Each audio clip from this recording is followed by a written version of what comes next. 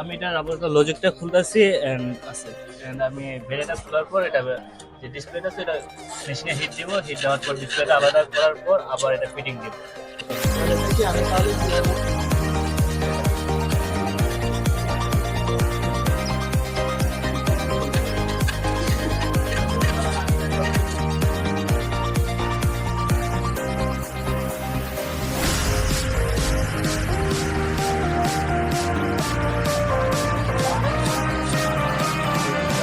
এই উপরে পার্টটা খুলে ফেলেছি, এখন আমাদের হিট দেওয়া লাগবে। হিট দেওয়ার কারণে এই যে আপনার পার্টে পার্টে আলাদা হয়ে যায় থেকে আপনার যে মিটারে 80 থেকে 90 প্লাস করা লাগবে, তারপর ডিসপ্লেটা অটোমেটিক পার্টে পার্টে খুলে যাবে। তারপর আমি ডিসপ্লেটা খুলে আবার এই ডিসপ্লেটা অলরেডি ড্যামেজ আপনার ব্যাটারিটা